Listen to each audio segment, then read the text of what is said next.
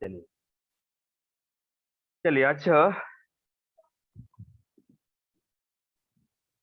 Start करते हैं। So mass and volume analysis के बाद now I am going to start mass mole analysis. उससे रिलेटेड न्यूमेरिकल देखते हैं। Mass and mole analysis that is the part of gravimetric analysis.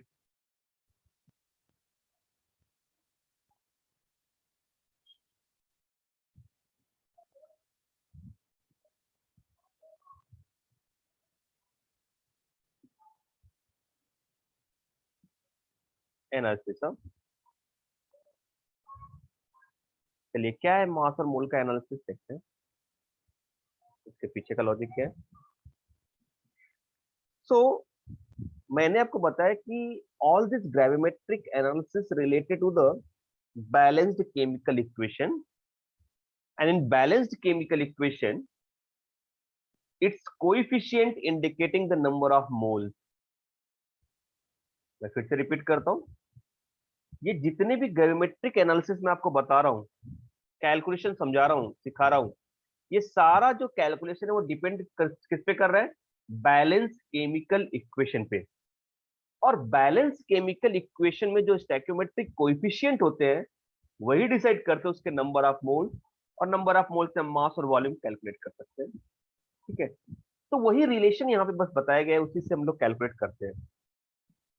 Right, जैसे अगर मैं एक न्यूमेरिकल इससे रिलेटेड दूं और इसको मैं सॉल्व करूं। ठीक है, ट्राई करते हैं कि क्वेश्चन देखो यहाँ पे कैसे लिख रहे हैं।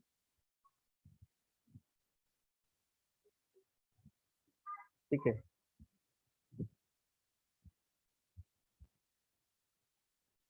What amount of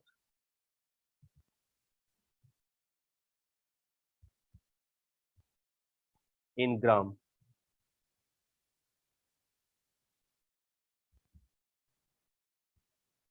potassium chlorate, बहुत ध्यान से समझना इसको, हाँ,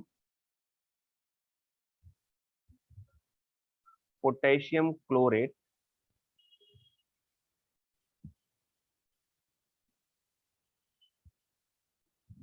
रिक्वायर्ड टू, ठीक है, liberate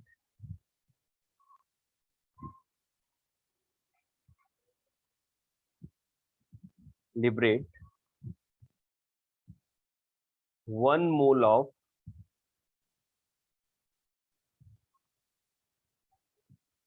O2 gas after decomposition। मैं खुद से बना रहा हूँ न्यूमेरिकल, हाँ। After decomposition, what they are asking here, what amount in gram of potassium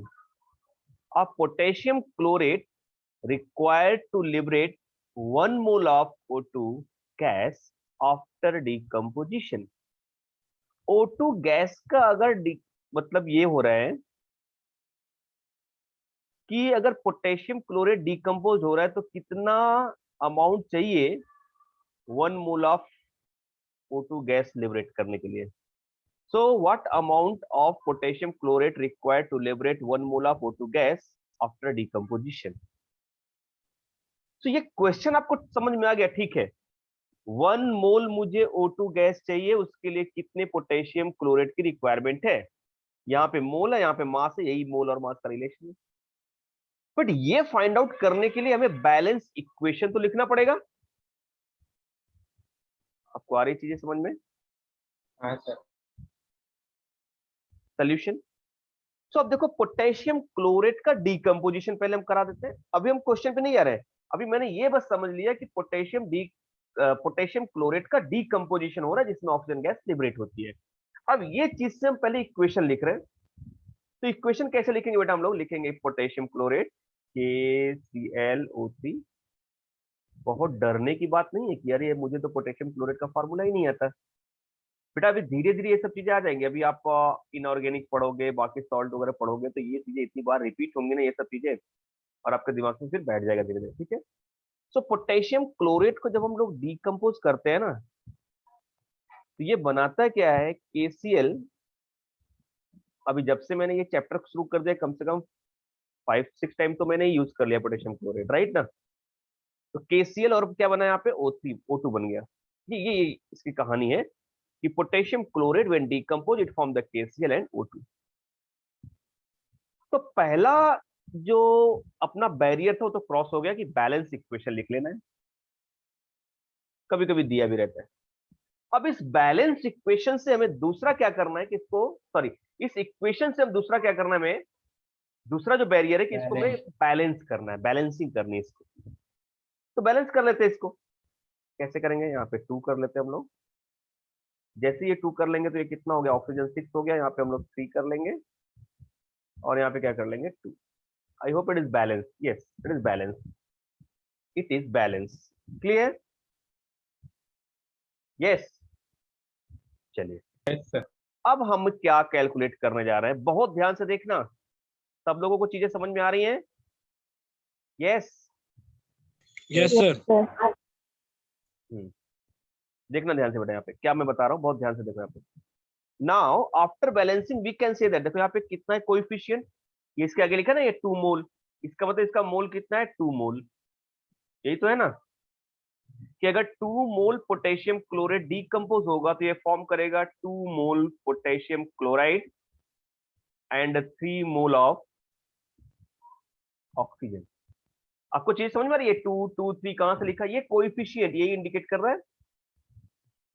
मेरी बातें समझ में आ रही है आपको सबको, हाँ। चलिए देखते रहिए, हाँ।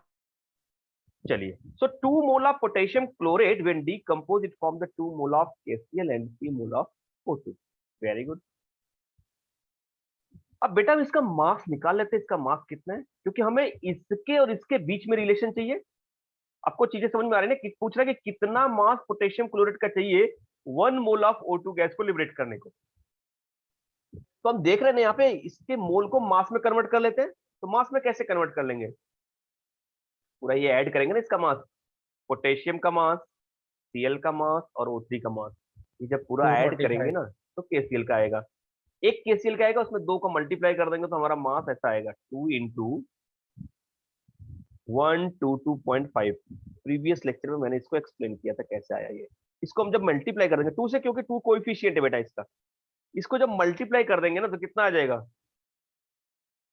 245। यस 245 ग्राम में ले लिया इसको। चलो ये आ गया। अब मुझे ये बताओ कि क्या हम ऐसा लिख सकते हैं, इस कहानी को क्या हम ऐसा लिख सकते हैं, देखो कितने आराम से ये प्रॉब्लम सॉल्व होने वाला है। क्या इस पूरे स्टोरी को हम ऐसा रिप्रेजेंट कर सकते हैं, सिंस मैंने पूछा था ना, जो पूछता है उसको हम राइट हैंड साइड में लिखेंगे। तो पूछ क्या रहा है, इसका मास पूछ रहा है तो इसको हम राइट हैंड साइड में लेंगे, इसको हम लोग लेफ्ट हैंड साइड में। तो we can write here 3 mole of, बहुत ध्यान से देखना, 3 moles of O2 liberated by 245 gram of potassium chlorate. Are you agree with this statement? Yes, मैंने इसमें कुछ नया नहीं किया, ये जो है उससे मैंने निकाल लिया। अब इसमें हम लिखेंगे therefore 1 मोल, जो आपसे पूछ रहा है कि 1 mole of oxygen liberated by what amount of potassium chlorate, तो क्या आ गया यहाँ पे 245 डिवाइडेड बाय 3, सही है, यस सर। 81.6। यस। आ गया रिलेशन, आपको समझ में आ गया सबको, tell me fast. Yes, sir. Yes sir. Yes. Very good, very good. Pratyush, Sangam, everyone, Yes, sir. Yes sir.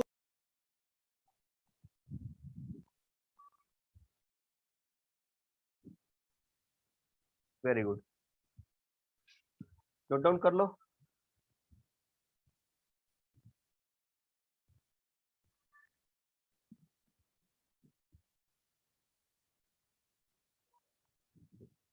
तो इसका मतलब है कि मैं एक न्यूमेरिकल दे सकता हूं आपको इससे रिलेटेड, डेफिनेटली दे सकता हूं।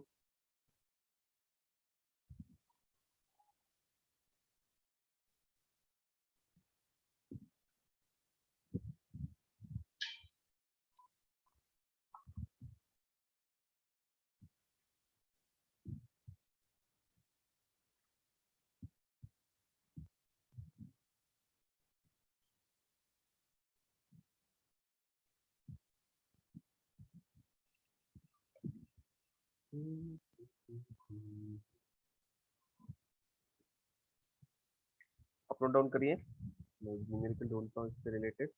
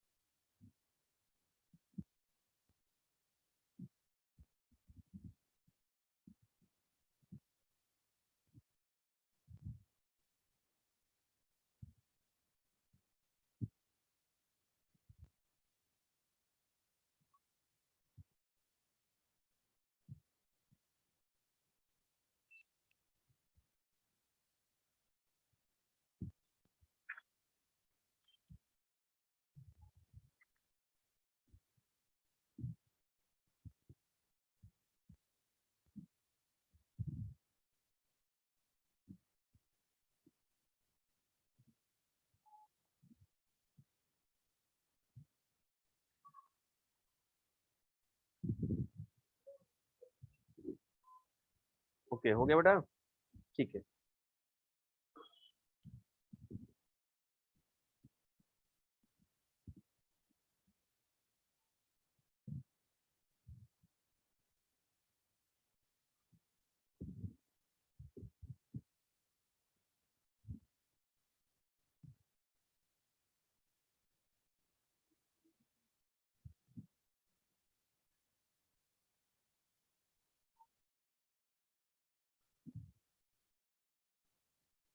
ओके बेटा, नो इश्यू, बट प्रीवियस का बाद में आप जैसे कैसे टाइम मिलता है वैसे लिखते रहना, मेक इट,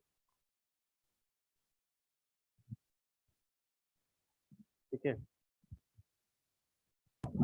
Okay, sir.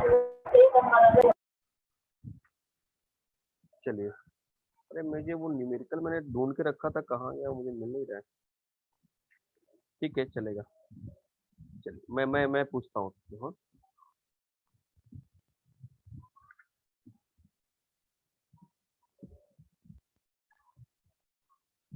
चलिए देखिए, मैं एक क्वेश्चन बनाता हूँ, मैं खुद से फॉर्मेटिंग करता हूँ इसका। देखो आप यहाँ पे ये क्वेश्चन जरा ट्राई करो खुद से एक बार, बहुत इजी सा क्वेश्चन है और आपको समझ में भी आएगा। देखिए,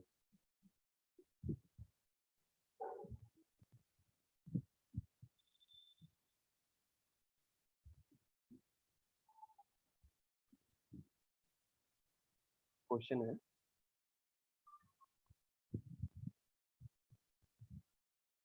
व्हाट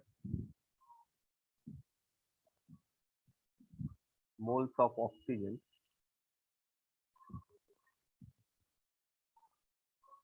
required to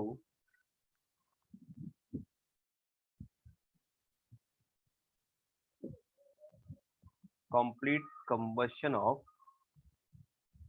ठीक है,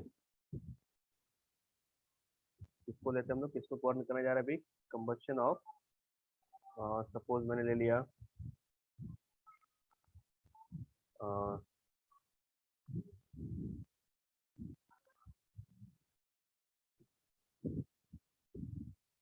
मैंने लिए यहाँ पे 88 ग्राम ऑफ प्रोपेन।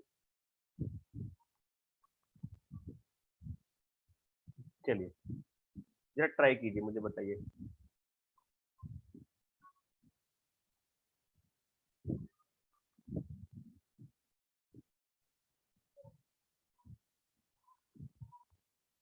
ट्राई कीजिए और बताइए मुझे।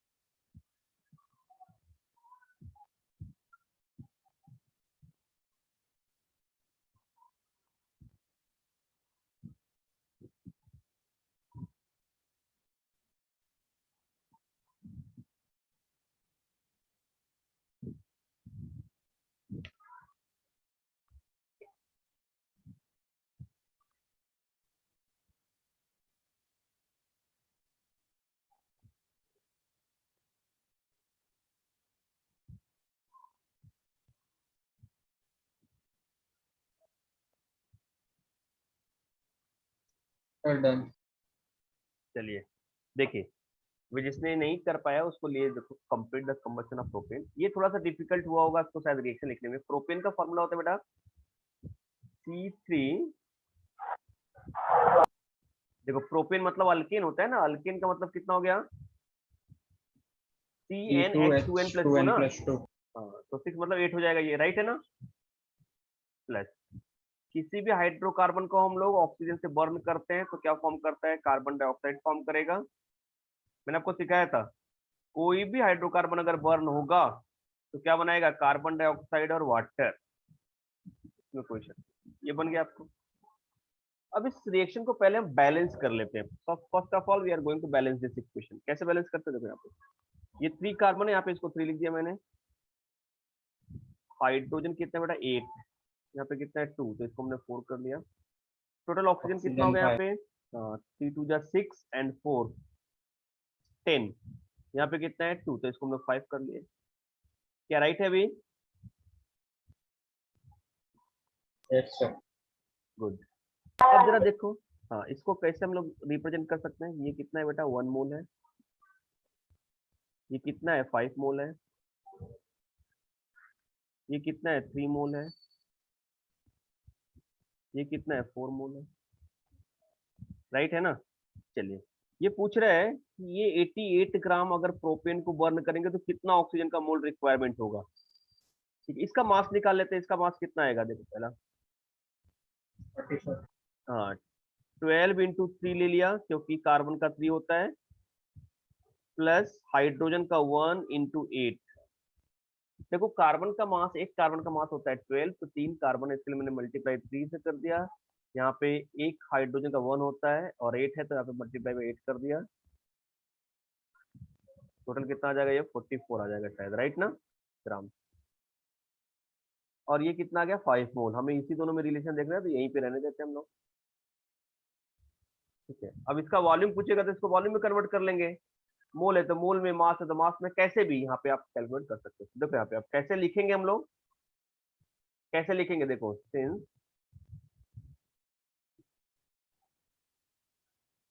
क्या पूछ रहा है इसमें, मोल ऑफ ऑक्सीजन, तो उसको बाद में लिखेंगे। तो हम लिखेंगे 44 gram of propane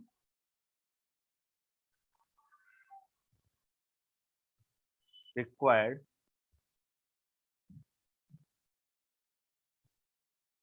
five moles of oxygen for combustion.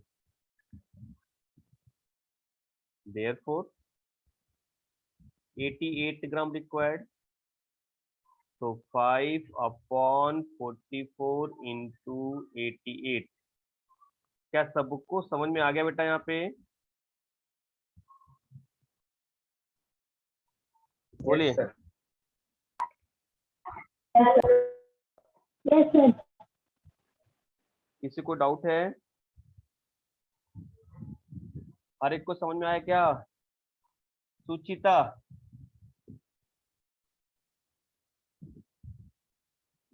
Yes, sir. समझा. गुड. और कोई? अजीत, अभिनव, दीपेश, समझा सर. यूसुफ लेट आया है. चलिए कोई बात नहीं, ठीक है. वेरी गुड बेटा. चलिए आगे चलते हैं. अभी अब मैं जो आपको बताने वाला हूँ ना, जरा इसको ध्यान से समझना, इसको बहुत ध्यान से समझना. शायद थोड़ी सी चीजें आपको अलग लगेंगी, बट आप ध्यान दे दो, कॉन्सेंट्रेट करो, आपको समझ में आ जाएगी तो क्या बताने जा रहा हूँ मैं. ठीक है. होता क्या है ना कि कभी कभी बैलेंस इक्वेशन नहीं दिया जाता या नहीं पता है. उस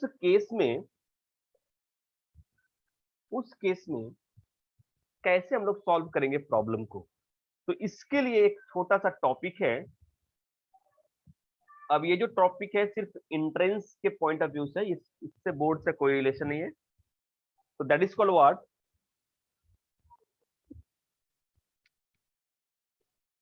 principle of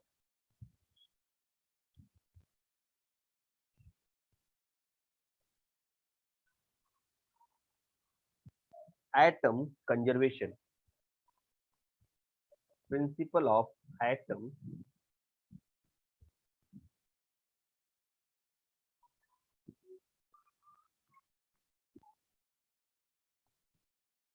conservation.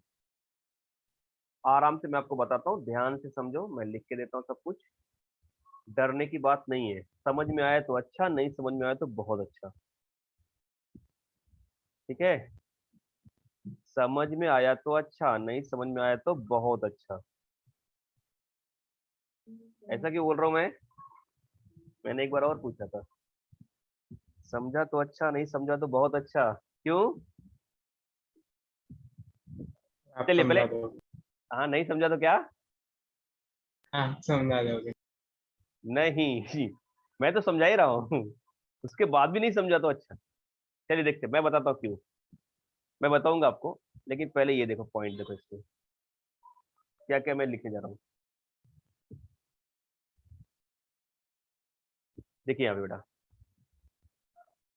POAC is nothing but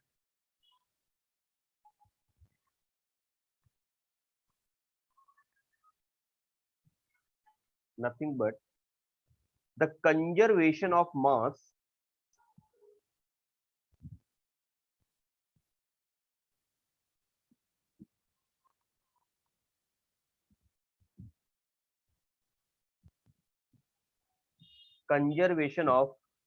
mass expressed before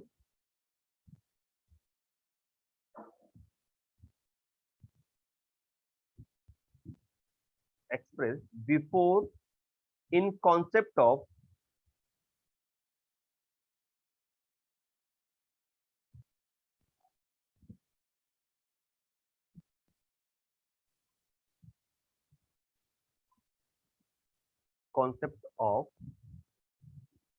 atomic theory.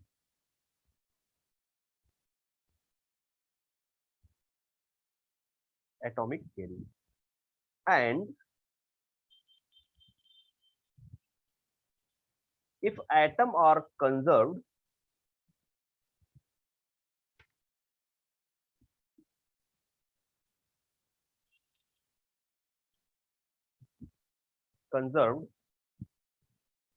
then moles of atom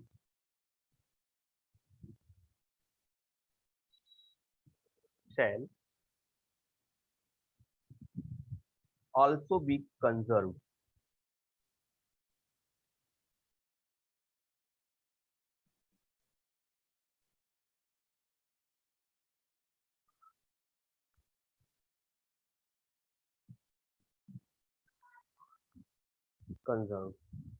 clear है क्या इसका मतलब निकला? तो ये जो थियरी है, ये टोटली किस पे डिपेंड करता है कि atom neither be created not destroy.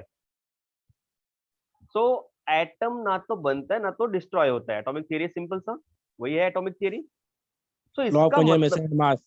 हाँ सर फर्स्ट चैप्टर में ना law of conservation and mass. हाँ, law of conservation of mass, ठीक है। और ये एटॉमिक थ्योरी भी है, because Dalton atomic theory, neither created not destroyed, ठीक है, indestructible atom. So and if atom are conserved, इसका कंक्लूजन ये निकला है कि अगर एटम कंजर्व्ड है, it means what, mole of atom shell also be conserved. अगर नंबर ऑफ एटम्स कंजर्व्ड है, फिक्स्ड है, तो इसका मतलब उसका मोल भी क्या होगा, फिक्स होगा। Now so the principle is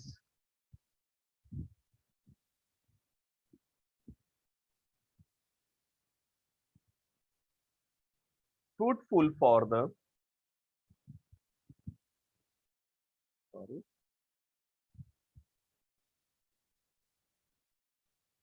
क्या इसका एप्लीकेशन है, for the students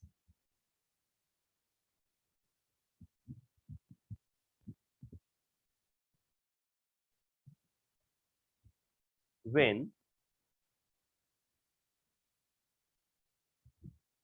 they don't get idea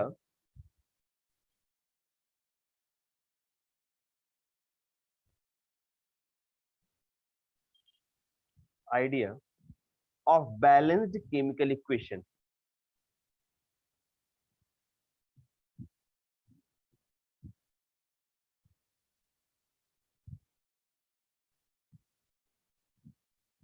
Chemical equation in the problem.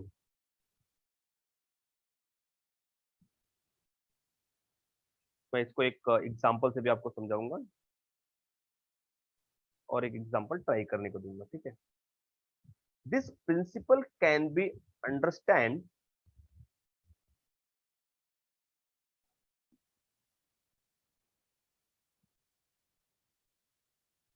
can be understand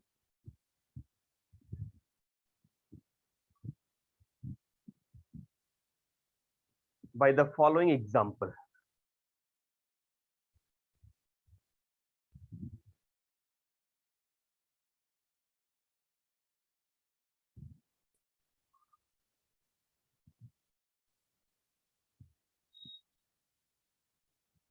following example, चलिए एग्जांपल देखते हैं, आपको समझाते हैं, ठीक है। चलिए एक अच्छा सा एग्जांपल जो अपना लेते हैं, जो हम आपको अभी तक समझ में आ चुका है, जैसे पोटेशियम क्लोराइड का, वही उसी एग्जांपल को मैं आपको एक्सप्लेन कर देता हूँ, ठीक है। देखना, बहुत ध्यान से देखना, आपको कैसे ये चीजें इजी हो जाती है। तो इसका मतलब हो गया कि अगर आपको बैलेंसिंग इक्वेशन नहीं आ रहा है, तो भी आप प्रॉब्लम को सॉल्व कर सकते हैं। Then you can also solve the problem. कैसे, वो मैं आपको बताने वाला हूँ, ठीक है, by using this POAC method, right.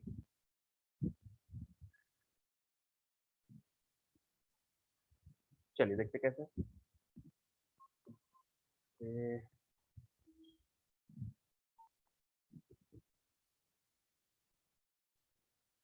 Problem जो हमें पहले लिया था वही ले लेते हैं, ठीक है। जैसे example decomposition of potassium chloride, ठीक है, इजी।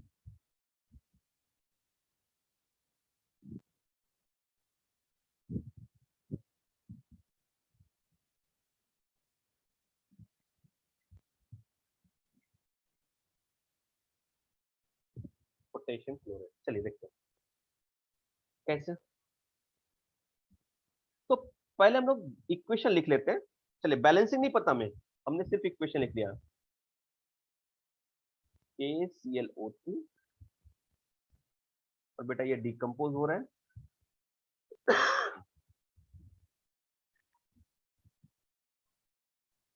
यही तो है इक्वेशन, राइट है। चलिए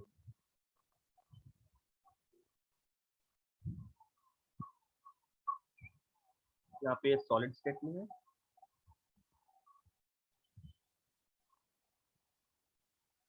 ये गैसियस फॉर्म में। अब देखिए क्या करने जा रहा हूँ मैं, एक एक पॉइंट देखते रहना, एक एक पॉइंट बहुत आराम से, बहुत प्यार से मैं समझा रहा हूँ, देखना ध्यान से। मैं बाद में इसको स्क्रॉल डाउन करूंगा आपको नोट डाउन करने के लिए, पहले आप समझ लो इसको। देखिए बेसिक प्रिंसिपल तो आपको समझ में आ गया कि एटम्स कैसे होते हैं, कंजर्व होते हैं, नाइदर क्रिएटेड नॉट डिस्ट्रॉयड। तो अगर रिएक्शन में किसी भी कन्वर्जन में अगर एटम कंजर्व है, इसका मतलब उसके मोल भी क्या होंगे, कंजर्व होंगे। अब इसी बात को हम आपको एग्जांपल से एक्सप्लेन कर रहे हैं, और ये कब हेल्प करता है, अगर बैलेंसिंग नहीं आ रहा है तो उसके प्रॉब्लम को सॉल्व करने के लिए हेल्प करता है। कैसे हम लोग इसको अप्लाई करेंगे वो जरा देखो यहाँ पे। तो ठीक है, पहला अप्लाई करते हैं पोटेशियम के लिए। Applying POAC.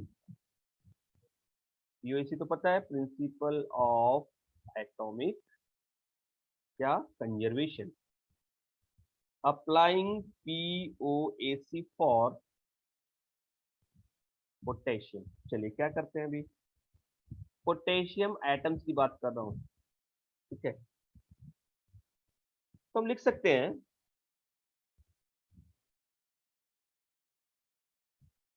कि moles of potassium atom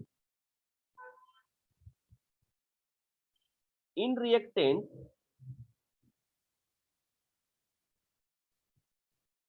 will be equal to moles of potassium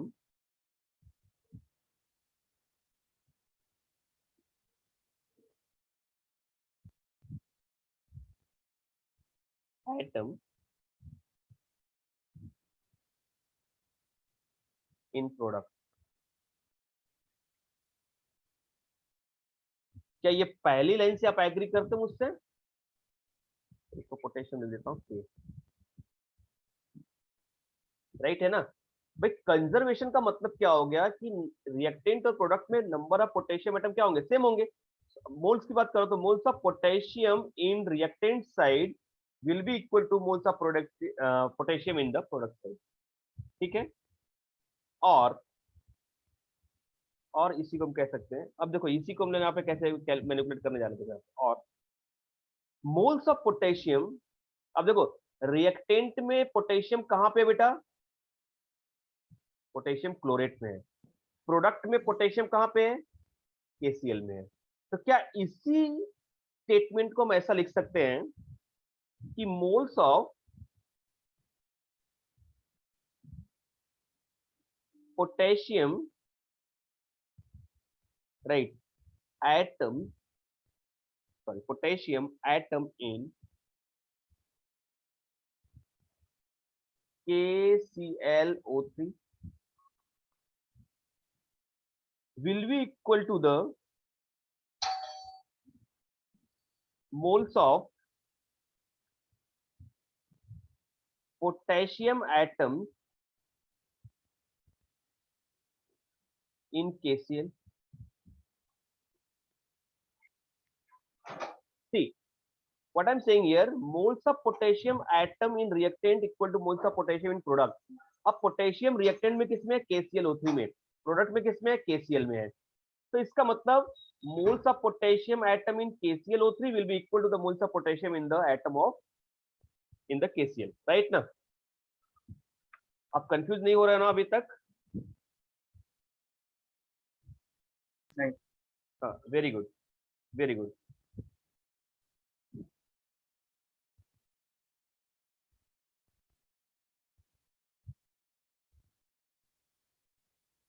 ठीक है, देखिए इसका मतलब क्या हो गया। Now since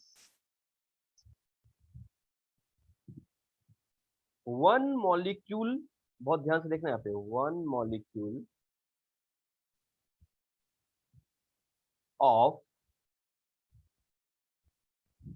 KClO3 contain one atom of potassium। ये भी सही है। देखो ये तो एक ही मॉलिक्यूल है ना, इसका कोएफिशिएंट एक ही है, इसका मतलब यहाँ पे एक ही मॉलिक्यूल है। और एक मॉलिक्यूल में पोटेशियम के, एक मॉलिक्यूल में कितना पोटेशियम एटम है, पोटेशियम क्लोरेट के एक मॉलिक्यूल में पोटेशियम कितना है, 1। अगर मैं यहीं पे क्वेश्चन पूछता, how many atoms of oxygen in one molecule of potassium chlorate, see अगर मैं पूछता कि how many atoms of oxygen in one molecule of potassium chlorate, you can say that 3, but here I am asking how many atoms of potassium in one molecule of potassium chlorate. So yes, since one molecule of potassium chlorate contains one atom of potassium. ये तो देख के ही observation में पता चल रहा है अपने को, राइट? और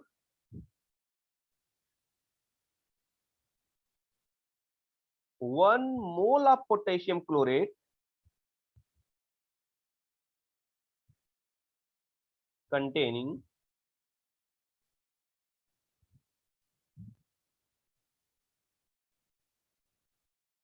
1 mole of K. ये भी सही है. अगर एक मॉलिक्यूल में एक पोटेशियम है तो एक मोल में कितना होगा? 1 मोल पोटेशियम होगा. ठीक है. Similarly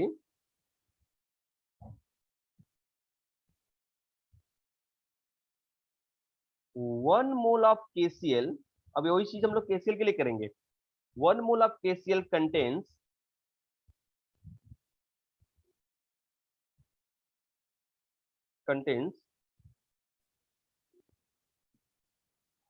1 mole of potassium. अभी तक सबको सारी चीजें समझ में आ गई इतनी? प्लीज. तो मैं रिपीट करता हूँ, फिर से एक बार पूरा रिपीट करता हूँ. जरा कंक्लूजन देखो यहाँ पे क्या है, मैं एकदम ध्यान से बताता हूँ. सुनो बेटा, यहाँ पे क्या बोल रहा हूँ. पोटेशियम क्लोरेट को डिकम्पोज कर रहे हैं तो यहाँ पे बन रहा है पोटेशियम क्लोराइड और ऑक्सीजन. अब यहाँ पे हम अप्लाई कर रहे हैं पोटेशियम के लिए POAC law, principle of atomic conservation. So equation देख के हमें पता चल रहा है कि ये लॉ कहता है कि atoms neither created not destroy. जब एटम ना तो बन सकता है ना तो खत्म हो सकता है, इसका मतलब कोई अगर रिएक्शन हो रहा है तो रिएक्टेंट के साइड में जिस एलिमेंट का जितना एटम होगा उतना ही एटम प्रोडक्ट में भी होगा, क्योंकि ना तो वो बन रहा है ना तो खत्म हो रहा है. यही तो है कंजर्वेशन का रूल, कि ना तो वो बन रहा है ना तो वो खत्म हो रहा है. मतलब रिएक्टेंट में जितना एटम था वही उतना ही एटम उसका प्रोडक्ट में मिलेगा. ठीक है, दूसरे मॉलिक्यूल में मिलेगा बट उतना ही एटम उसका होगा. तो हम ये पोटेशियम के लिए कैलकुलेशन करने जा रहे हैं. पोटेशियम के लिए अब यहाँ पे पोटेशियम किस में प्रेजेंट है? पोटेशियम क्लोराइड में प्रेजेंट है. और यहाँ पे पोटेशियम किस में प्रेजेंट है? KCl में, पोटेशियम क्लोराइड में प्रेजेंट है. तो हमें ये देखना है इस रूल के हिसाब से कि mole of potassium atom in reactant will be equal to the mole of potassium atom in the product. जितना रिएक्टेंट में पोटेशियम एटम होगा उतना ही प्रोडक्ट में पोटेशियम एटम होगा, और वही है यहाँ पे. अब यहाँ पे बात करते हैं कि अगर moles of potassium atom in KCl will be equal to the moles of potassium atom in the KCl. ये भी बहुत सिंपल है भाई. पोटेशियम एटम जो है वो रिएक्टेंट में किसके अंदर प्रेजेंट है? पोटेशियम क्लोरेट में प्रेजेंट है. इसीलिए मैंने लिखा mole of K atom in potassium chlorate, that is for the reactant. This is the reactant. अब यहाँ पे मैं लिखने जा रहा हूं moles of potassium atoms in the KCl. KCl किसमें है? प्रोडक्ट में है. ठीक है, क्योंकि इन्हीं दोनों में पोटेशियम प्रेजेंट है. एक इसमें प्रेजेंट है और एक इसमें प्रेजेंट है. ये क्या हो गया? रिएक्टेंट. ये क्या हो गया? प्रोडक्ट. चलिए ये भी समझ में आ गया. अब हमें ये पता करना है कि since one molecule of KCl, आप देख रहे हो ना KClO3, ये एक मॉलिक्यूल है. एक मॉलिक्यूल में पोटेशियम के कितने एटम है? एक एटम है. इसका मतलब अगर एक मॉलिक्यूल पोटेशियम क्लोरेट में पोटेशियम का एक एटम है तो 1 मोल पोटेशियम क्लोरेट में पोटेशियम का कितना मोल होगा? 1 होगा. अगर ये 1 तो 1. इसी तरह से हम लोग KCl के लिए भी कह सकते हैं कि अगर 1 मॉलिक्यूल ऑफ KCl में पोटेशियम का 1 एटम प्रेजेंट है तो 1 मोल ऑफ KCl में पोटेशियम का कितना मोल प्रेजेंट होगा? 1 प्रेजेंट होगा. सिमिलरली, अभी तक क्लियर हो गई सारी चीजें? Yes, sir. चलिए अब यहां से इसको हम लोग और आगे बढ़ाते हैं.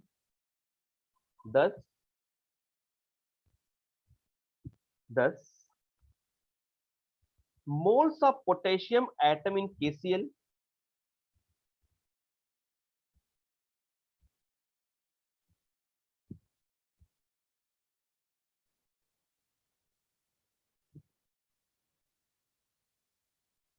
KClO3 will be equal to the, ये लिखा है ना 1 into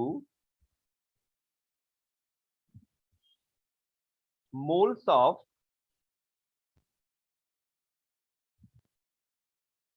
potassium chlorate and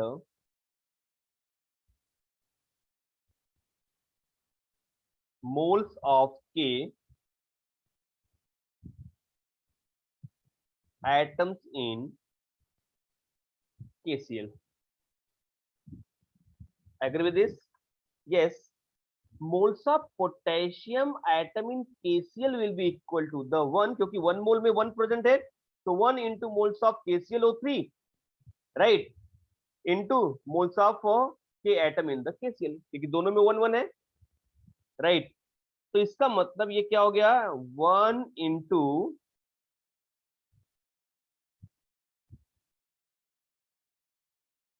moles of KCl बराबर है क्या, बराबर है ना भाई, इसका तो 1 ही है Yes, ना। sir. हाँ, गुड, बोलते रहो, मुझे लग रहा है कि सब लोग सो गए। हाँ, जागते रहो। अब आगे देखो, therefore we can say that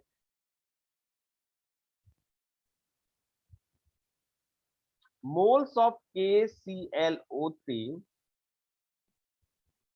is equal to moles of KCl। इस कहानी से इतनी तो पता चल गई बात है कि KClO3 का मोल KCl मोल के इक्वल होता है।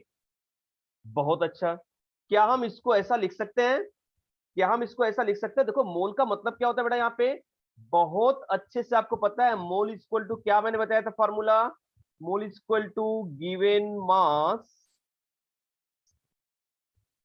Upon molar mass. यही तो सिखाया था मैंने मोल कॉन्सेप्ट में, कि किसी का भी मोल निकालना है तो क्या करेंगे, जो मास दिया है उसके मास को उसके मोलार मास से डिवाइड कर देंगे, देन वी गेट दिस मोल। तो यहाँ पे हमें यही लिखना है, इस चीज को, मोल ऑफ केसीएल को क्या हम ऐसा लिख सकते हैं कि mass of KCl upon molar mass of KCl. Yes, mass या वेट लिख सकते हैं, weight of KCl O3 in gram divided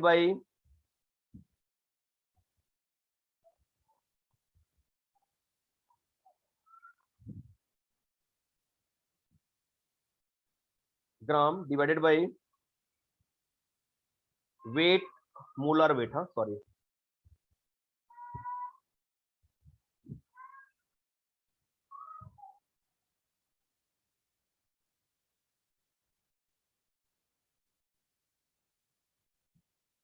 will be equal to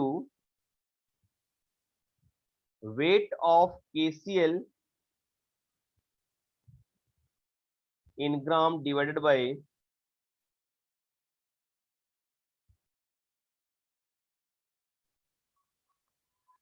molecular weight of KCl। सही है, हाँ सर। पता चल गया ना? Yes sir. Yes sir. चलिए, द वेरी गुड। मेन मतलब ये फॉर्मूला ही याद रखना है ना। हाँ हाँ, हाँ, ऊपर का सब। अभी देखो, यही यही सेम चीज मैं ऑक्सीजन के लिए करने जाऊंगा तो कैसे हो जाएगा, देखो अपने आप रिएक्शन बैलेंस हो जाएगा। हाँ? यही चीज मैं ऑक्सीजन के लिए करूंगा, आप देख रहा ध्यान से, यहाँ पे देखो, आपको मैं ये रिएक्शन दिखा रहा हूँ, यहाँ पे रिएक्शन देख रहे हो ना आप, अब यहाँ पे ऑक्सीजन कितना है 3, यहाँ पे ऑक्सीजन कितना है 2, राइट ना? समझ में आ रहा है ना? देखो, पोटेशियम तो 1 1 था, यहाँ पे हो गया, अभी ऑक्सीजन 3 3 है, 3 और 2 है, रिएक्टेंट में 3 है और इसमें प्रोडक्ट में कितना है 2 है। अब इसके लिए कैसे करेंगे मैं बता देता हूँ। अभी पहले ये नोट डाउन कर लो आप, all of you first note down till here, नहीं तो कंफ्यूज हो जाओगे फिर। हाँ, उसमें तो पहले यहां तक आप सब लोग नोट डाउन कर लो, ठीक है? ये लीजिए, इतना नोट डाउन कर लीजिए आप, ये पार्ट नोट डाउन कर लो पहले आप।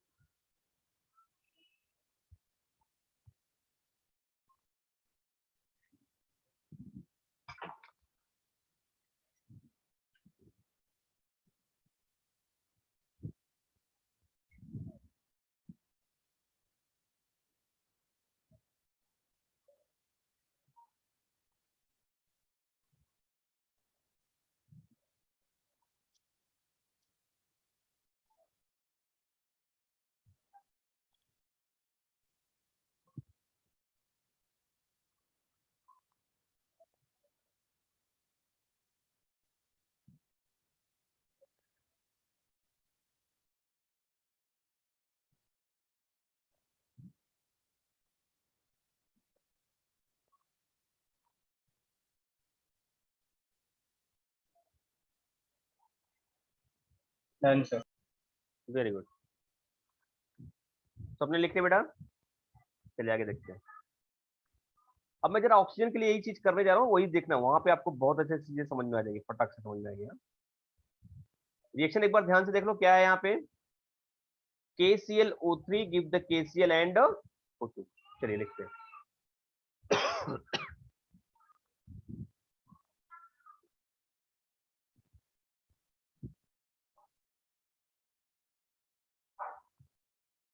Applying the principle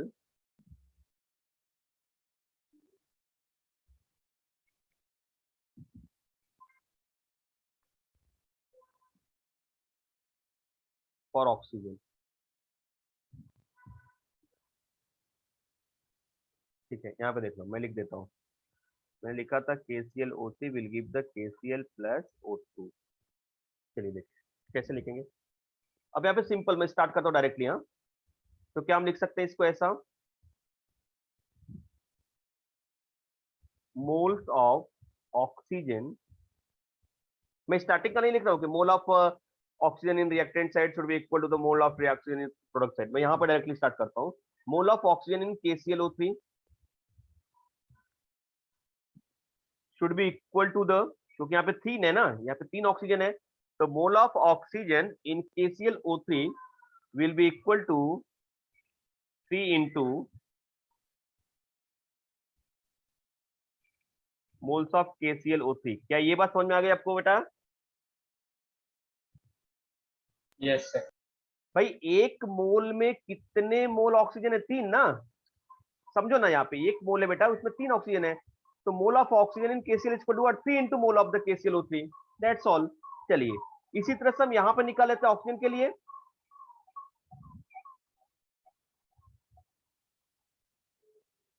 moles of oxygen in O2 equal to क्या लिखेंगे हम लोग? 2 इंटू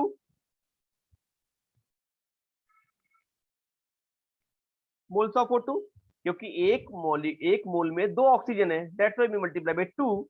अब अपना कहानी आसान हो गया एकदम आराम से। इसका मतलब हमने पढ़ा है ना कि दोनों क्या होने चाहिए? बैलेंस होने चाहिए। ये है अपना रिएक्टेंट का साइड, ये है अपना प्रोडक्ट का साइड, तो क्या क्रॉस मल्टीप्लाई कर देंगे, कहानी खत्म हो गई? नहीं, देखो ना। अरे यार यहाँ पे समझो इसको, समझो इसको। Therefore 3 into moles of KClO3 will be equal to 2 into moles of O2। सही है, सही है। या फिर इसी को हम लिख सकते हैं 3 into weight of KClO3 in gram divided by molecular weight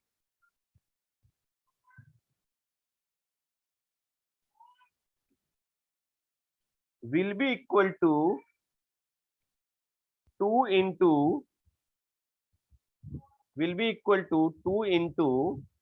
क्या लिखना है यहाँ पे? वॉल्यूम ना।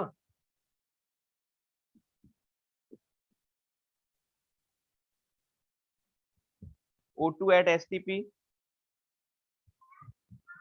divided by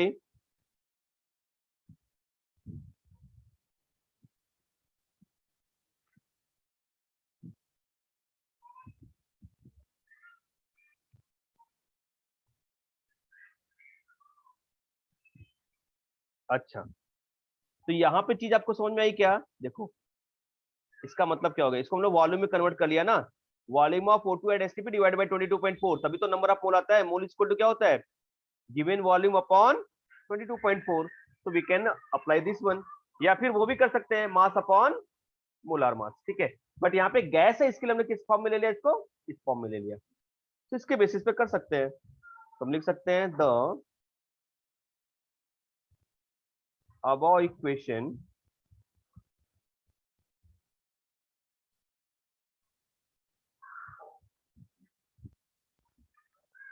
give the mass volume relationship।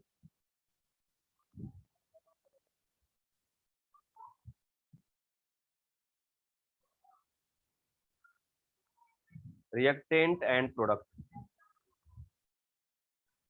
ये नोट डाउन कर लो। ठीक है, तो यहाँ पे इसको नोट डाउन कर लो, अभी सारी चीजें आपको समझ में आ गई। तो यहाँ पे वहां पे मास और मास का रिलेशन था, यहाँ पे किसका है, मास और वॉल्यूम का रिलेशन है। ठीक है, right. Yes sir. Yes sir. Very good, note down करो बेटा इसको। अब एक इससे रिलेटेड न्यूमेरिकल कराता हूँ तो आपको और चीजें क्लियर हो जाएंगी। फिर मैं आगे चलता हूँ, लिमिटिंग रिएजेंट जो बहुत इंपॉर्टेंट है, आपको यूज होने वाला है, मैं सिखाता हूँ आपको।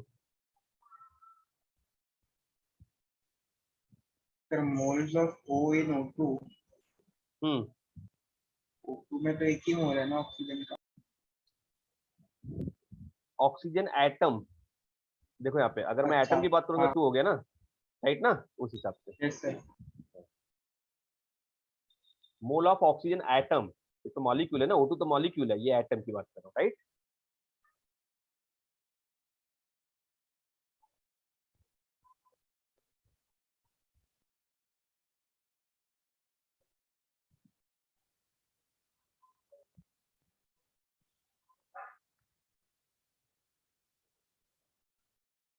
जानवी आपका कैमरा ऑन है बेटा।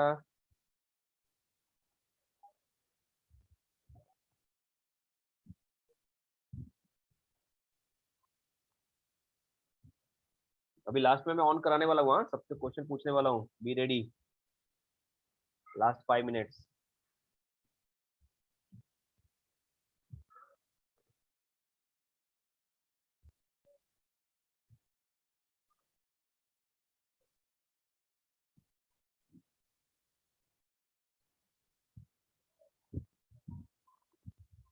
चलिए नोट डाउन करिए फटाफट।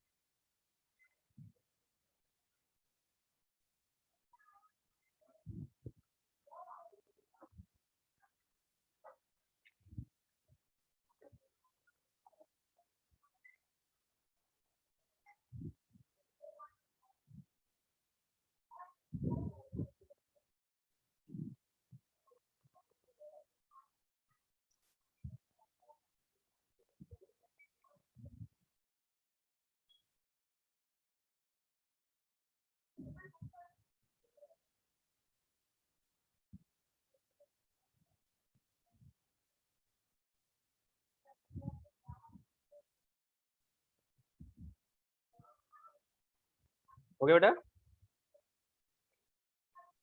Yes sir. अभी देखो, चलो न्यूमेरिकल देखते हैं इससे रिलेटेड। हाँ,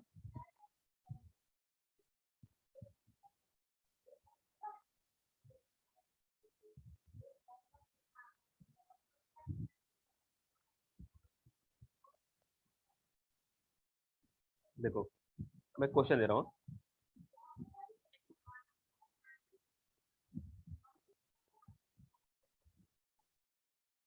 क्वेश्चन देखो यहाँ पे 27.6 ग्राम K2CO3 was treated by, देखिए कैसे इसको अप्लाई करते हैं, was treated by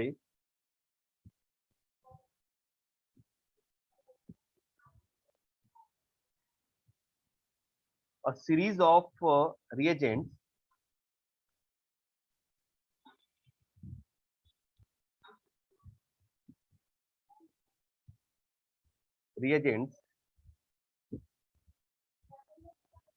so as to convert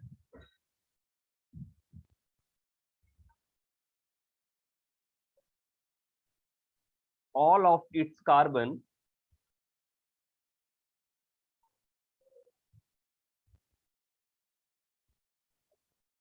to K2ZN3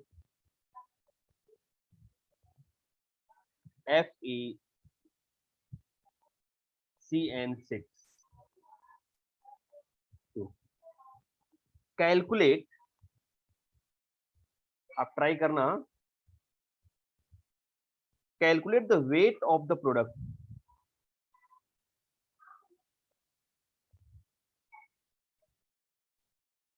weight of the product.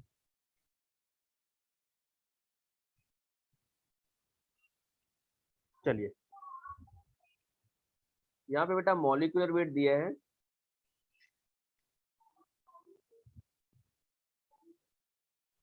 K2CO3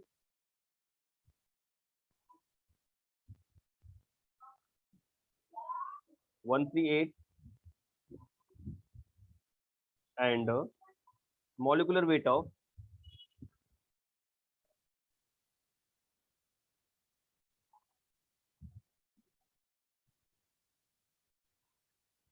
K2ZN3, ठीक है, FeCN6।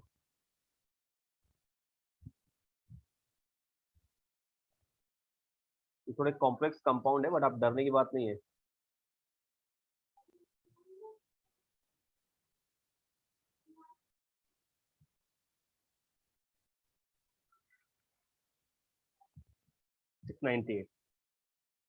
चलिए अब ट्राई करेंगे क्या, एक बार खुद से जरा ट्राई करो, देखो क्या होता है। आ तो जाना चाहिए, तो फिर एक और न्यूमेरिकल दूंगा मैं, जरा मैं समझा देता हूँ एक बार फिर से। हाँ थोड़ा सा तो है, ठीक है, देखते हैं। मैं यहाँ पे दे रहा हूँ कि 27,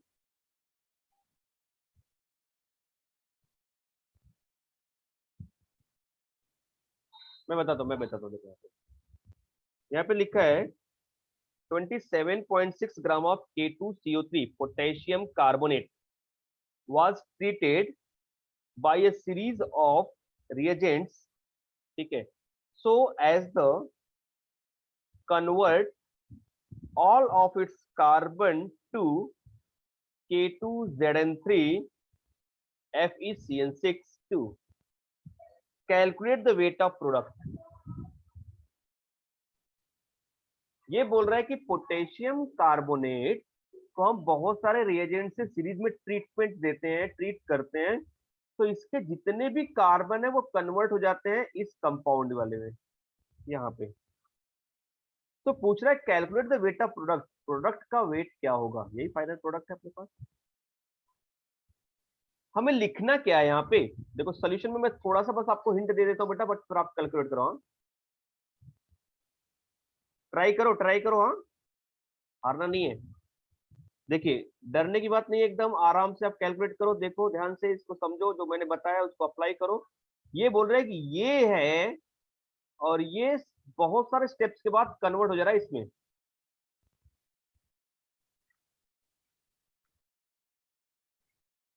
मोलार मास दिया इसमें, कोई दिक्कत नहीं, आपको बहुत अच्छे समझ में आएगा। इसमें कन्वर्ट हो गया ये, अब आप अप्लाई करो, देखो चेक करो, कर पाओगे ट्राई।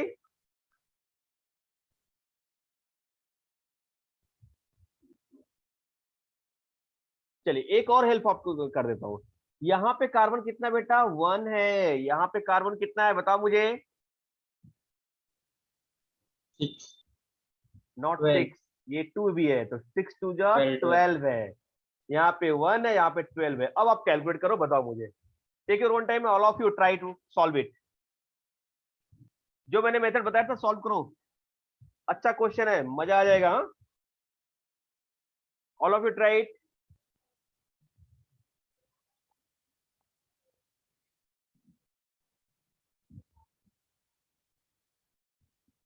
अब इस टाइप के रिएक्शंस लिखना, बैलेंस करना वो पॉसिबल नहीं है, रिएजेंट दे भी देंगे तो आप नहीं कर पाओगे। हाँ you will go by this way.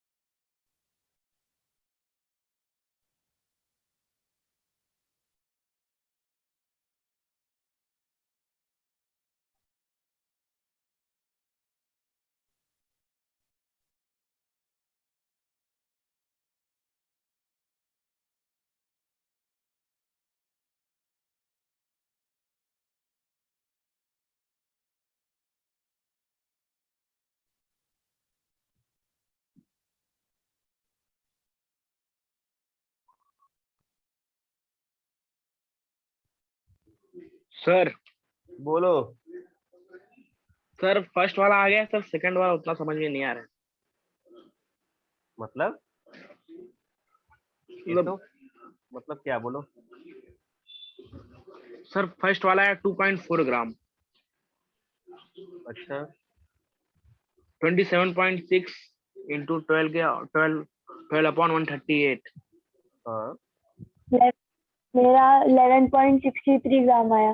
Very good very good very good excellent very good. Deepesh ये वाला फॉर्मूला लगाओ ना बेटा, यहाँ पे ये वाला फॉर्मूला लगाओ ना। ये देखो ये वाला फॉर्मूला लगा देना बेटा यहाँ पे। Weight of KClO3 in gram molecular weight, weight और मॉलिक्यूलर वेट, ये वाला फॉर्मूला यहाँ पे लगा दो, खत्म कहानी। और मोल देख लो ओके कितना, सर। उसको मल्टीप्लाई कर दो, आ जाएगा। सबको समझाना बेटा। Okay sir. चलो मैं लिख के बताता हूँ। Just Pratyush, all of you give the answer.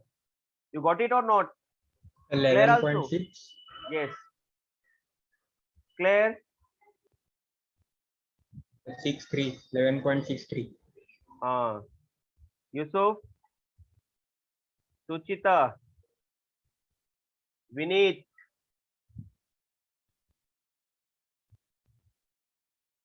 Say something. Yes, sir.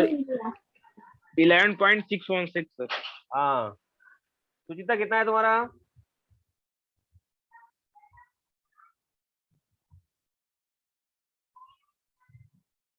Sir, same answer, 11.6. Okay. Okay. Yusuf, Sangam, all of you send your answer in my chat box. Now listen. I'm going to just explain this part, huh? So we can write here, since carbon atom are conserved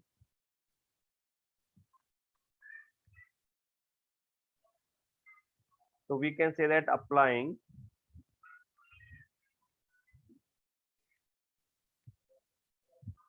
POAC for carbon atom। कैसे होगा देखो यहाँ पे, moles of carbon in K2 CO3 will be equal to moles of carbon in K2ZN3 efficiency twice। ये तो हो गया कहानी, ठीक है। तो इसका मतलब यहाँ पे कितना है, 1 है, तो 1 इंटू लिखेंगे, कोएफिशिएंट 1 है, 1 into moles of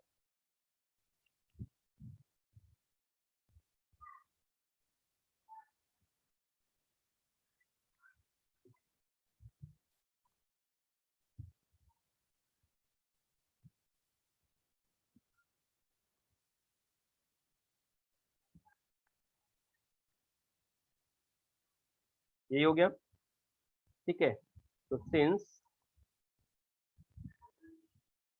1 mole of K2CO3 contains 1 moles of carbon, right. तो यहाँ पे लिखेंगे क्या, weight of K2CO3 upon molecular weight of K2CO3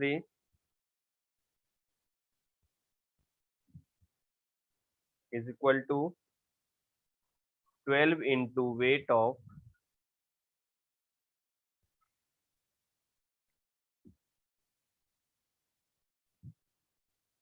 K2ZN3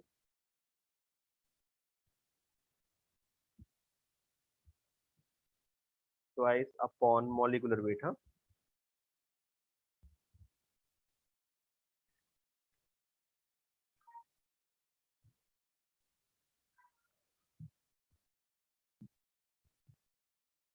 ठीक है, चलिए वैल्यू सब्स्टिट्यूट कर दे यहाँ पे, तो क्या आ जाएगा यहाँ पे, हमें क्या पूछ रहे हैं यहाँ पे, वेट ऑफ दिस वन, और ये सारी चीजें दी गई हैं।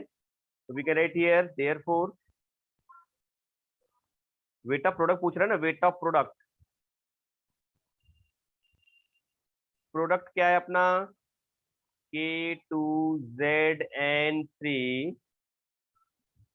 FeCN6 twice will be equal to क्या हो जाएगा, बोलो। इसको यहाँ पे ले लेंगे ना, तो 27.6 हाँ यहाँ पे आ multiplied जाएगा by 27.6 upon into 698 138 into 698 698 upon 12 will be equal to 11.6 gram. आ गया सबको समझ में बेटा कैसे किया मैंने? yes sir तो अभी कोई डिफिकल्टी तो नहीं है पीओएसी में? सर बोलो बोलो। सर 698 कैसा है सर? ये दिया है बेटा यहाँ पे, अरे दिया है ना यहाँ पे, मॉलिक्यूलर वेट ऑफ द इसका दिया है ना यहाँ पे, देखिए यहाँ पे दिया है ना, ये molecular weight of the K2ZN3, ये प्रोडक्ट का मास दिया है ना यहाँ पे, ये यही रखा। वो सर देखा नहीं था। हाँ sir हाँ इधर तो मेंशन किया है कि कार्बन कन्वर्ट होके बना है, हाँ। इधर मेंशन नहीं किया होगा उधर? क्या बोल रहे हो, क्या मेंशन किया है यहाँ पे? यहाँ पे मेंशन किया है ना, so as to convert all of its carbon to हाँ तो Zn। ऐसा कुछ, हाँ तो उसमें कुछ हिंट तो दिया रहेगा ना, कन्वर्ट हो रहा है कि नहीं, नहीं होगा तो फिर उसको बताएंगे ना, उसके हिसाब से लिखना पड़ेगा, राइट। इन्फॉर्मेशन तो अच्छा, रहेगा तभी तो कैलकुलेट कर पाएंगे ना। चलिए किसी एक भी और, कंपाउंड के साथ नहीं कर सकते ना? नहीं नहीं वहाँ पे जो इन्फॉर्मेशन रहेगा उसका अकॉर्डिंगली ही कर पाएंगे ना हम लोग। हाँ हाँ सर, ओके। ठीक है, चलिए ओके। एक और दूं क्या, थोड़ा सा ट्विस्टेड, मजा आएगा। रेडियो सब लोग दे दूं? हाँ सर। देखो ये स्टैक्योमेट्री आप सीख रहे हो बेटा, यहाँ पे कैलकुलेशन रहेगा, मुझे पता है कुछ लोगों को कैलकुलेशन पार्ट थोड़ा सा अलग लग रहा है, बट ठीक है, थोड़ा सा ट्राई करना पड़ेगा बेटा आपको। हाँ ये भी एक पार्ट है, चलिए देखते हैं। यहाँ पे एक एक छोटा सा सवाल, उसके बाद मैं लिमिटिंग रिएजेंट बताऊंगा आपको, ठीक है। छोटा सा आप ट्राई करो, खुद से ट्राई करो, आपको समझ में आ जाएंगी चीजें फटाफट। चलिए क्वेश्चन है, इन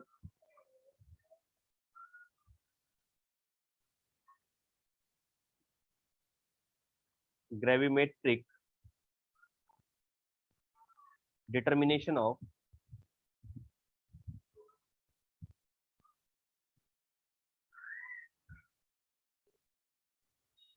phosphorus of an aqueous solution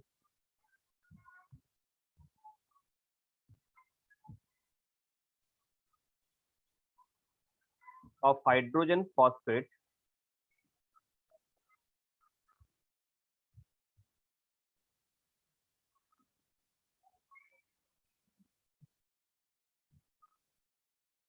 phosphate in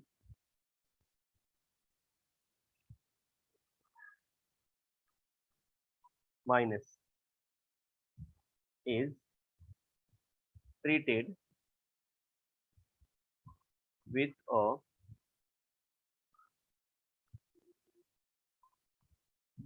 mixture of ammonium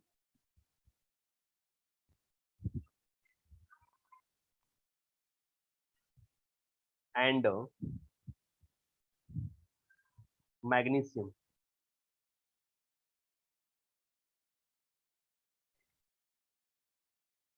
ions to precipitate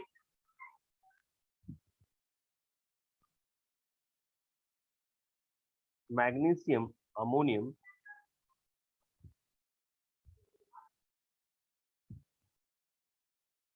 ammonium phosphate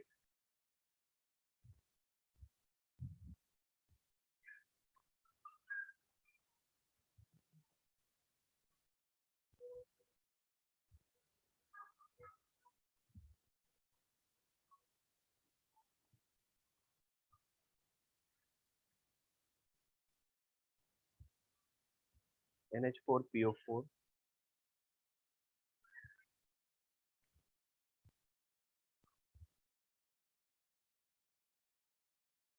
this is heated and decomposed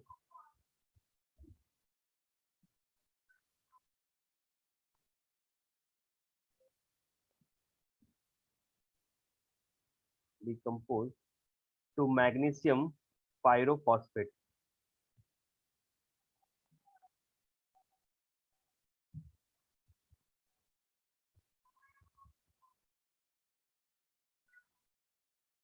Pyrophosphate, NaH2PO4 was present originally. Sorry, ammonium pyrophosphate. I'm sorry.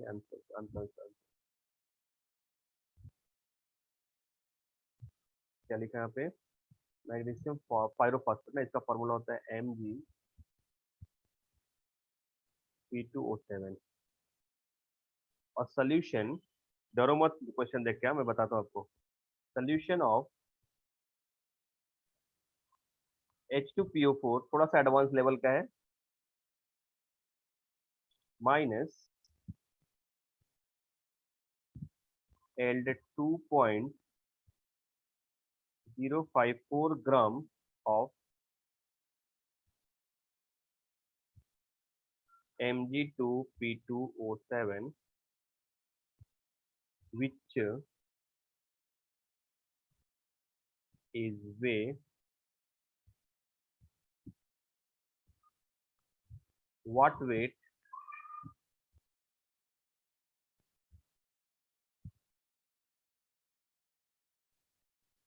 of NaH2PO4 was present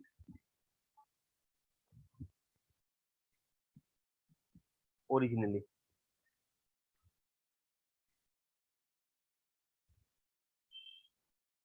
ठीक है, चलिए question समझो बेटा। यहाँ पे question समझो क्या दिया है। एक हम लोग ग्रेविमेट्रिक डिटर्मिनेशन कर रहे हैं ऑफ फास्फोरस, मतलब फास्फोरस का वेट फाइंड आउट करने जा रहे हैं हम लोग। ऑफन सर ग्रेविमेट्रिक का मतलब? ग्रेविमेट्रिक का मतलब? ग्रेविमेट्रिक टाइट्रेशन होता है, मतलब उसमें क्या करते हैं बेटा हम लोग ना, कि किसी भी एक सोल्यूशन से दूसरे सोल्यूशन को टाइट्रेट करते हैं, तो उसमें क्या होता है, एक प्रेसिपिटेट मिलता है। उस प्रेसिपिटेट का हम लोग वेट करते हैं कि कितना वे है उसका, कितना ग्राम है। That is called what? Gravimetric determination. ठीक है, ये चीजें आप डिटेल में और मैं आपको बताऊंगा प्रैक्टिकल वगैरह टाइम पे बहुत अच्छे से। ठीक है, चलिए यहाँ पे कैसा हो रहा है कि एक डिटर्मिनेशन होता है, ग्रेविमेट्रिक डिटर्मिनेशन हो रहा है फास्फोरस का of an aqueous solution of hydrogen phosphate. ठीक है, किससे हो रहा है फॉस्फेट का, किससे हो रहा है इसका determination? Aqueous solution of hydrogen phosphate in H2PO4 minus is treated with mixture of the ammonium and magnesium ion to precipitate magnesium ammonium phosphate। देखो क्या हो रहा है कि अगर हम लोग कोई एक्वस सॉल्यूशन लेते हैं, राइट, फास्फोरस के डिटर्मिनेशन के लिए एक पहले सॉल्यूशन ले लिया, aqueous solution of the hydrogen phosphate in H2PO4 minus. ठीक है, इस फॉर्म में ले लिया हाइड्रोजन फॉस्फेट और इसको ट्रीट किया गया किससे? Mixture of the ammonium and magnesium ion to precipitate magnesium ammonium phosphate. ये प्रेसिपिटेट हुआ वहां पे। जब हमने इस आयन को, इस सॉल्यूशन को ट्रीट किया mixture of ammonium and magnesium ion से, तो ये प्रेसिपिटेट मिला। This is heated and decompose. इस सॉल्यूशन, इस मिक्सचर, इस जो प्रेसिपिटेट है, इसको हीट किया गया और डिकम्पोज किया गया टू मैग्नीशियम फॉस्फेट इस फॉर्म में, pyrophosphate. A solution of H2PO4 yield 2.054 gram of Mg2P2O7 which is weight, ये weigh किया गया इसको। So what is the weight of NaH2PO4 was present originally, देखो मेरी बात को सुनो बेटा, यहाँ पे ये जो प्रेजेंट होगा वो किस फॉर्म में होगा? ये जो माइनस है इसको अगर हम लोग कंपाउंड के फॉर्म में लिखेंगे तो क्या ऐसा लिख सकते हैं,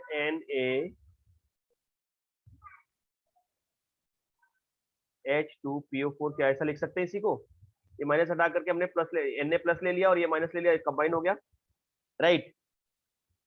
समझ में आ रहा है?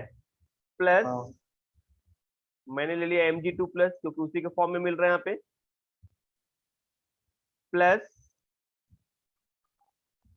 NH4 plus. अब बोलोगे कि ये क्यों लिखा? क्योंकि भाई इसी का ट्रीटमेंट हम करा रहे हैं, किससे? Mixture of ammonium and magnesium ion से, यही तो है, अमोनियम का, मैग्नीशियम का आयन और अमोनियम का आयन, राइट है ना?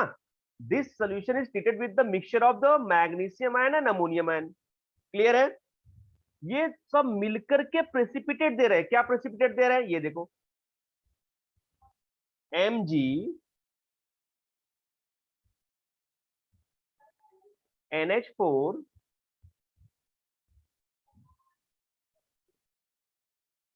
एक मिनट, MgNH4 PO4 6H2O, ठीक है? और फिर ये कह रहा है, इसी क्वेश्चन में ये कह रहा है कि जब इसको मैंने हीट किया, डिकम्पोज किया बाय हीटिंग, तो ये प्रोवाइड कर रहा है क्या? Magnesium pyrophosphate. आहा, ये है क्वेश्चन, राइट? तो पूछ रहा है कि ये ओरिजिनली कितना प्रेजेंट है, क्योंकि इसको जब हीट किया गया, यहाँ पे देखो यही ना, solution is what, H2PO4 yield is what 2.054, तो ओरिजिनली ये कितना प्रेजेंट है, दैट इज कैलकुलेशन। क्या आप कर पाओगे अभी? ट्राई कर। No sir. अरे पहले ही सरेंडर क्यों कर दिया? देखो मैं इसको लिखता हूँ, आपको इजी लगेगा। ये बस क्वेश्चन देखने में इतना डिफिकल्ट लगा, इसको ट्विस्ट किया। यही चीजें होती है एंट्रेंस वगैरह में, क्वेश्चन देख के आदमी डर जाता है ना, तो फिर सॉल्व नहीं करता। देखो मैं कैसे सॉल्व करता हूँ इसको, देखो ये भी सोल्यूशन का ही पार्ट है, इसको सोल्यूशन में लिख सकते हैं। जो दिया इन्फॉर्मेशन ये तो समझ में आ गया अपने, मैंने क्या दिया है। चलिए देखिए यहाँ पे अभी कैसे करते हैं। तो फास्फोरस के लिए हमें POAC रूल अप्लाई करना है, राइट? हम लिखते हैं यहाँ पे अप्लाइंग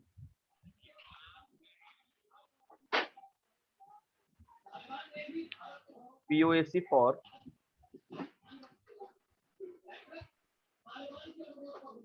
फास्फोरस एटम, ठीक है?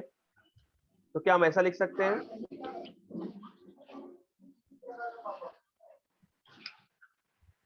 दीपेश माइक बंद कर दे बेटा, moles of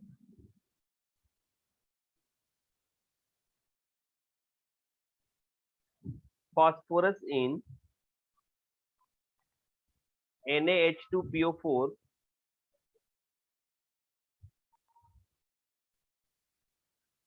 moles of phosphorus in final product क्या है अपना, Mgp2O7। क्या इतनी बात से आप एग्री कर रहे हो मेरे? इतनी बात से Yes, तो एग्री sir. कर रहे हो ना? यही तो क्वेश्चन होता है ना, Yes. ये रिएक्टेंट है अपना, ये फाइनल प्रोडक्ट है अपना, रूल अप्लाई कर दिया, अब बस हो गया इजी, काम खत्म, अपना काम खत्म। यही करना था आपको। Then what will write here, 1 into mole, कितना मोल है इसका? 1 है ना कोएफिशिएंट, तो we write this 1 into mole of 1 into mole of what happened, yes, mole of NaH2PO4 is equal to what we write here, 2 into, यहाँ पे P कितने हैं? 2 है ना? बोलो ना यस। Yes sir. हाँ good boy. Moles of Mg2P2O7, खत्म कहानी। वेट ऑफ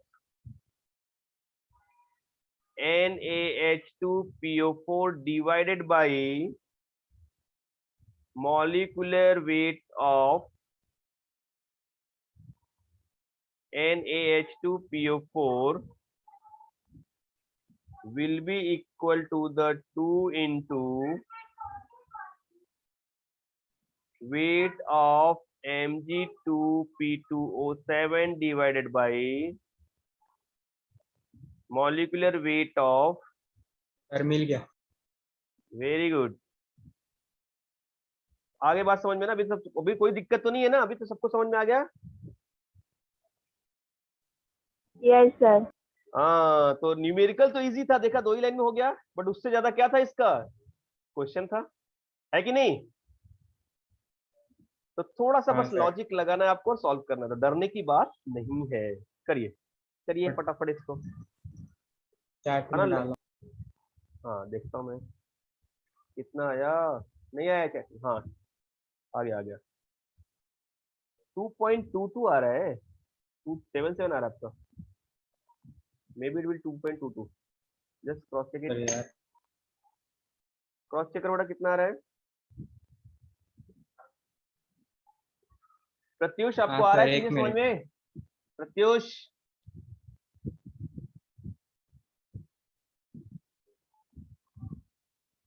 है कि नहीं? अरे गया वो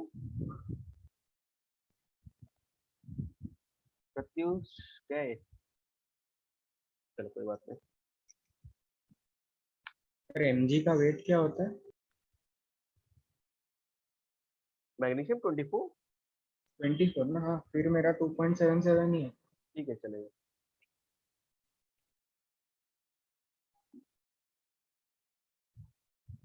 और फॉस्फोरस 31 ना? हाँ सोडियम 23। 23 राइट, फिर पता नहीं था गलत। मे भी हो सकता है यहाँ पे कुछ और यूज किया हो, नो प्रॉब्लम, उतना चलता है, उतना तो चलता है।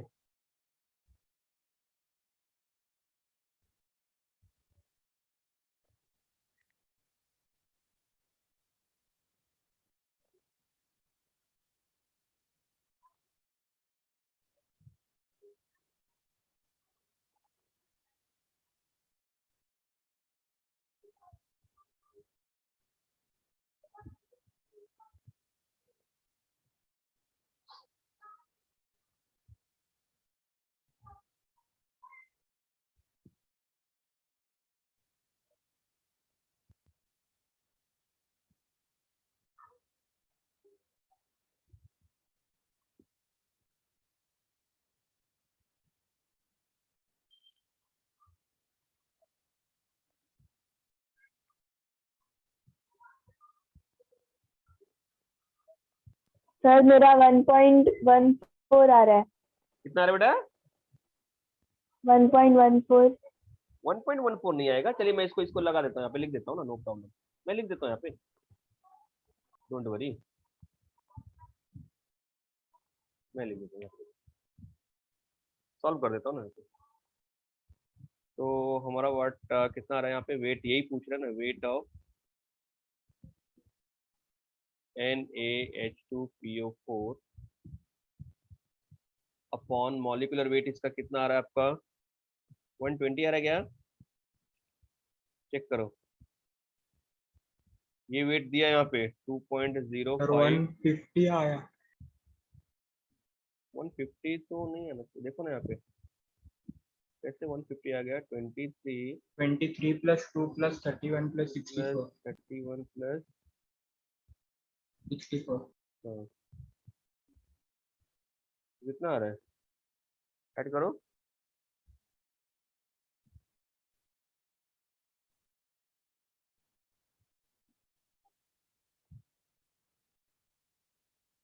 हम्म, 120 है, मर गया। बराबर है ना? हाँ। 6 10 0, फिर मेरा आंसर गलत है। हाँ। और 120 तो आ रहा है, बराबर है, ये 120 आ रहा है, और इसका आ रहा है 222, ये चेक कर लेना। अब इसको सॉल्व कर लो, आ जाएगा आपका आंसर बेटा, इसको यहाँ पे मल्टीप्लाई कर लो, all of you do that.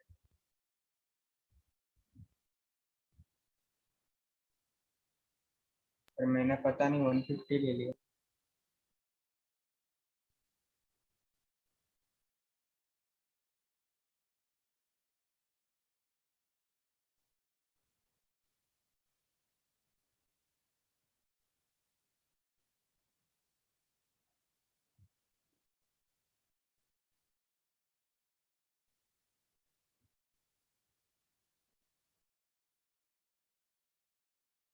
चलिए हो गया बेटा आपका सबका। Yes sir. चलिए अभी लिमिटिंग रिएजेंट नेक्स्ट हमें इन्फॉर्म करना था, but limiting agent next time करेंगे हम लोग और अच्छे से, हाँ? उससे रिलेटेड न्यूमेरिकल। तो आज यहाँ पे स्टॉप करने जा रहे हैं।